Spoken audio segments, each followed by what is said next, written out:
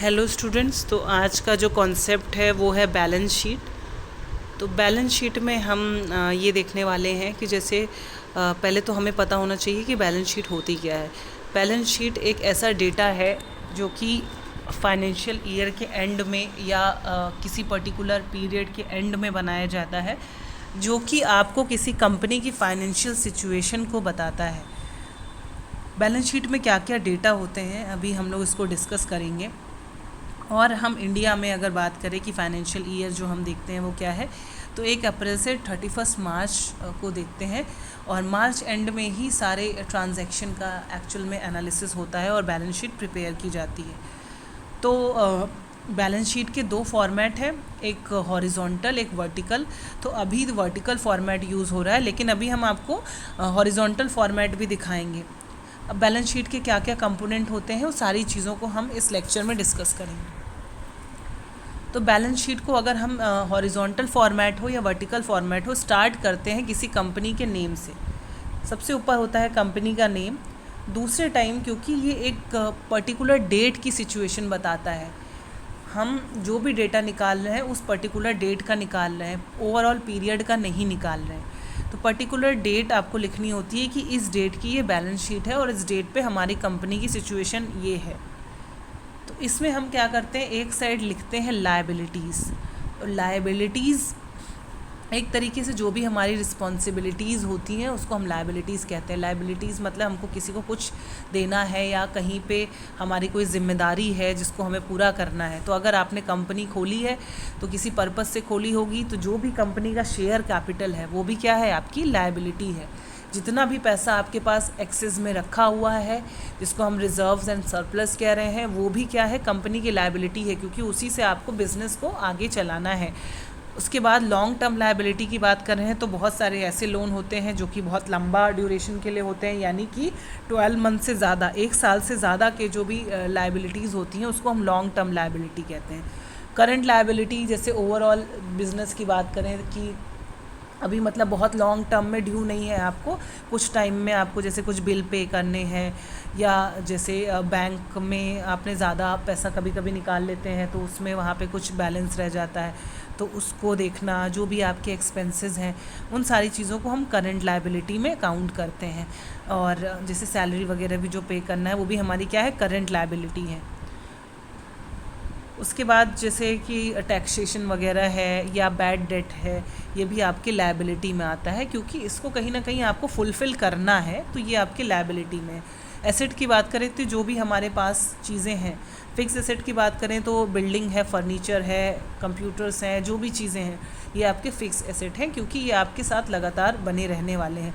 Current asset की बात करें जो कि मूवमेंट है, जिनका एक पर्टिकुलर टाइम के लिए होते हैं, फिर आ जाते हैं चले जाते हैं, ऐसा जैसे कैश है, और कोई ऐसा पर्सन है जिसको आपने पैसा दिया है उसको आपको वापस करना है, ऐसा है, या कुछ रेवेन्यू है, कुछ स्टॉक है, ये आपके क्या है, एसेट है। तो हम एक साइड दिखाते हैं लायबिलिटी, एक साइड दिखाते हैं अपने एसेट। तो लायबिलिटी के जितने जितने टर्म्स हैं वो हमें याद होने चाहिए, जिसमें कि क्या है, कैपिटल है या इक्विटी है हम कह सकते हैं। उसके बाद हमारे लायबिलिटी है, उसमें भी लॉन्ग टर्म है, करंट लायबिलिटी है। एसेट में क्या है, फिक्स्ड और करंट एसेट है।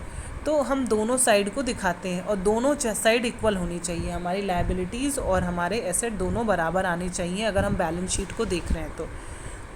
क्योंकि इसका जो फॉर्मूला है अगर हम देखें तो asset is equal to liabilities plus equity. तो एक साइड हम दिखा रहे हैं लायबिलिटी प्लस इक्विटी, दूसरे साइड हम दिखा रहे हैं एसेट, और दोनों को हम बराबर कर रहे हैं बैलेंस शीट में।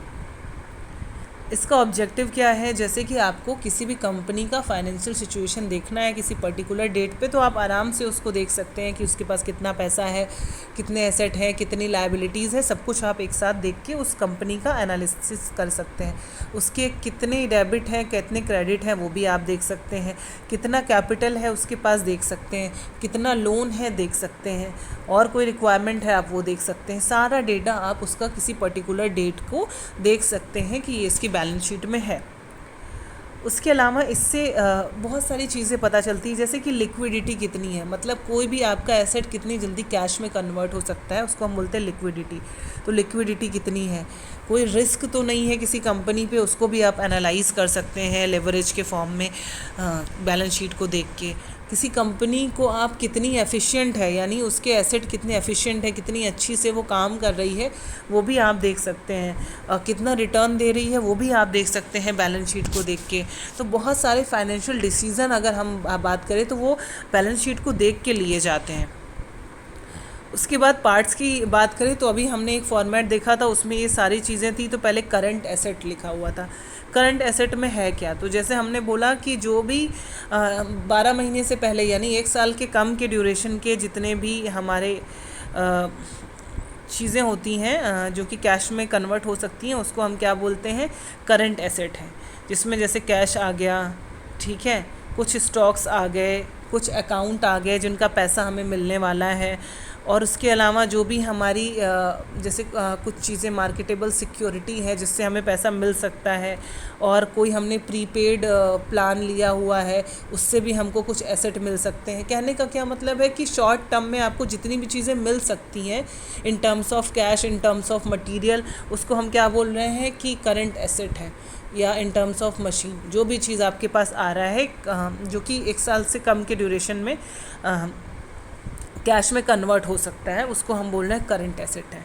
ठीक है। फिक्स एसेट की बात करें जो कि हमारे लॉन्ग टर्म में है, तो लॉन्ग टर्म की बात करें तो लॉन्ग टर्म में जितने भी चीज़ें जैसे बिल्डिंग है वो हमेशा रहने वाली है, उसको हम कैश में नहीं कन्वर्ट कर रहे हैं 12 महीने में, हमेशा फिक्स रहेगा। वो बिल्डिंग हमने एक बार बना ली तो उसमें बिज़नेस होता चला जाएगा।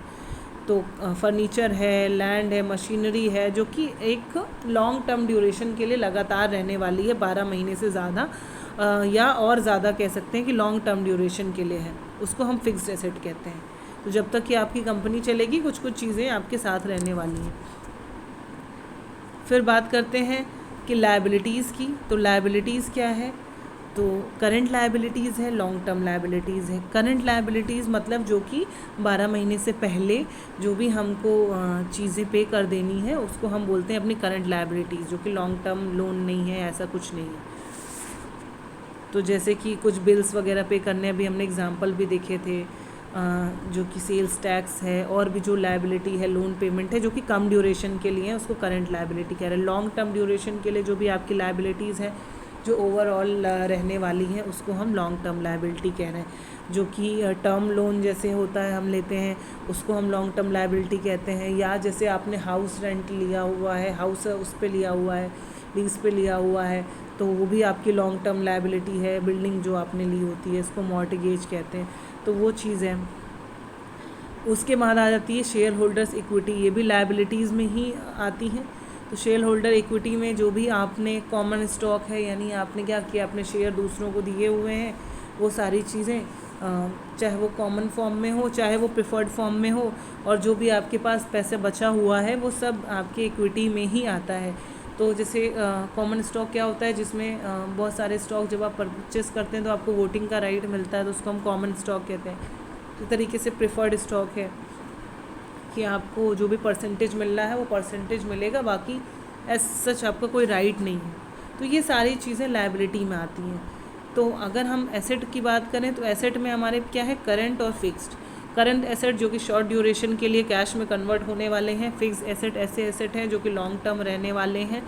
और लायबिलिटीज़ में भी बात करें तो करंट और लॉन्ग टर्म लायबिलिटीज़ है, और इसके साथ आती है इक्विटी। इन तीनों चीज़ों को हम एक साथ दिखाते हैं बैलेंस शीट में। अब बैलेंस शीट बनानी कैसे है, ये बहुत इंपॉर्टेंट चीज़ है क्योंकि यही एग्ज़ाम का पार्ट है। पहले तो कंपनी का नेम लिखना है, फिर डेट लिखनी है, और फिर अमाउंट आप किस में लिख रहे हैं, लैक्स में, करोड़ में, अब जितने में भी आप लिख रहे हैं तो वो आपको अमाउंट किस में है ये बताना है। ठीक है। उसके बाद जिस डेट पे बैलेंस शीट बन रही है वो तो हमने ऑलरेडी लिख दिया है, वो हमें पता होना चाहिए, उसी डेट का हमें सारा डेटा बनाना है। तो उस डेट पे हमारे क्या क्या एसेट हैं हमारे पास, तो वो चीज़ हमको देखनी है कि जैसे कैश है, अकाउंट्स है, जो भी हमने अभी एग्जांपल देखे उसमें लॉन्ग टर्म कितने हैं, शॉर्ट टर्म कितने हैं, वो सारे एसेट को हमको लिखना है। एसेट पता कर लिया हमने, उसके बाद लायबिलिटी पता कर ली हमने, की हमारी लायबिलिटीज़, जिसमें भी शॉर्ट टर्म यानी करंट लायबिलिटी या लॉन्ग टर्म लायबिलिटी दोनों को हमने देख लिया कि क्या क्या है हमारे पास। तो हमारे बिज़नेस के अकॉर्डिंग हमारी लायबिलिटी अलग अलग होंगी, तो हम अपनी लायबिलिटी को डिटरमाइन कर लेंगे। उसके बाद जो भी कंपनी की इक्विटी है, जो भी हमारी अर्निंग्स, जितनी भी रिटेन अर्निंग है जो भी बची हुई है, इक्विटी किस किस फॉर्म में है, वो सारा कुछ हम अपना उसको रिकॉर्ड कर लेंगे।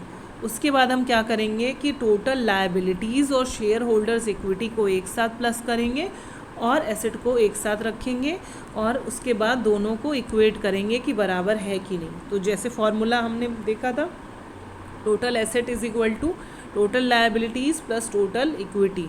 तो एसेट में क्या क्या है, करंट एसेट और नॉन करंट एसेट, या जैसे लॉन्ग टर्म कह सकते हैं, ठीक है। लायबिलिटीज़ में है करंट और नॉन करंट, जिसको हम लॉन्ग टर्म लायबिलिटी कह रहे हैं। उसके बाद इक्विटी है जिसमें शेयर कैपिटल है, रिटेन अर्निंग है। इन सारी चीज़ों को हम बैलेंस शीट में दिखाते हैं और दोनों साइड इक्वल होनी चाहिए। अब बात करते हैं वर्टिकल फॉर्मेट की, जो कि हमें याद रखना है यही फॉर्मेट। तो इसमें सबसे ऊपर हम दिखाते हैं एसेट। एसेट में जैसे हमने बताया करंट, लॉन्ग टर्म एसेट, ठीक है। तो एक साइड सबसे ऊपर एसेट दिखाएंगे। एसेट में जितनी भी चीज़ें हैं आप एक साथ पूरी लिख लेंगे और टोटल एसेट कितने हैं उसको कैलकुलेट कर लेंगे। उसके बाद लायबिलिटी लिखेंगे। लायबिलिटी में जितनी चीज़ें हैं करंट, लॉन्ग टर्म, उनको एक साथ लिख देंगे। उसके बाद इक्विटी लिखेंगे। इक्विटी में जो जो चीज़ें हैं जैसे कैपिटल है, शेयर कैपिटल और रिटेन अर्निंग, उसको एक साथ लिख लेंगे। और सारा कुछ लिखने के बाद हम जब टोटल करेंगे तो हमको ये देखना है कि जो टोटल हमारे एसेट आए हैं फिर is equal to total liabilities plus equity, दोनों बराबर आनी चाहिए। जैसे कि एग्जांपल जो आपको दिख रहा है उस केस में दोनों बराबर दिख रहा है। तो जैसे ही ये दोनों बराबर आता है तो हम ये कहते हैं कि now this is balance sheet because both side is equal. तो अब ये हमारी बैलेंस शीट टोटल प्रिपेयर है और इसमें इस पूरा फॉर्मेट दिया हुआ है। फ्रॉम नेम, जैसे नेम दिया हुआ है, किस डेट पे है ये दिया हुआ है, फिगर्स किस अमाउंट में है वो दिया हुआ है, और उसके बाद सारा अमाउंट दिया हुआ है कैलकुलेट करके। और दोनों साइड आप यहाँ देखें टोटल एसेट और ये दोनों को मिला के टोटल लायबिलिटीज़ एंड इक्विटीज़ जो कि बराबर है। इसी को हम बोल रहे हैं वर्टिकल फॉर्मेट, और यही फॉर्मेट आप याद करें एग्ज़ाम के लिए तो अच्छा है। तो ज़रूरी नहीं है कि आप सारी चीज़ें रखें, पर जैसे एसेट में जो जो चीज़ें आपको बताई गई, लायबिलिटी में जो जो चीज़ें बताई गई और इक्विटी में जो जो चीज़ें बताई गई वो आप लिख के अमाउंट की जगह पे या तो एक अपना अमाउंट एज्यूम करके लिख सकते हैं, या तो आप एक्स करके कि एज्यूम करा कि ये अमाउंट है वैसा करके लिख सकते हैं। तो एक्स करके आप दोनों साइड बराबर दिखा सकते हैं। फॉर्मूले में आपको वो चीज़ भी लिखानी होगी, total asset is equal to total liabilities and equities. तो यहाँ पे आपका पूरा बैलेंस शीट प्रिपेयर हो जाता है। लिमिटेशन क्या है बैलेंस शीट की, कि जैसे हमने बोला एक पर्टिकुलर टाइम का डेटा है, किसी पर्टिकुलर डेट एंड किसी पर्टिकुलर टाइम का डेटा है, तो ओवरऑल पूरे बिजनेस में क्या क्या हुआ आपको नहीं पता चलेगा। उस पर्टिकुलर डेट पे आपके पास क्या क्या चीज़ें हैं लायबिलिटी के फॉर्म में, क्या क्या चीज़ें आपके एसेट के फॉर्म में है, बस आपको उतना ही पता चलने वाला है। एक तो ये चीज़ है। दूसरा है कि आपने अकाउंटिंग का कौन सा मेथड यूज़ किया है डेप्रिसिएशन निकालने के लिए, दूसरे ने कौन सा यूज़ किया है। तो यहाँ पे बहुत सारी चीज़ें हैं जो आप फाइंड आउट नहीं कर सकते, थोड़ा सा डिफरेंस हमको देखने को मिलता है।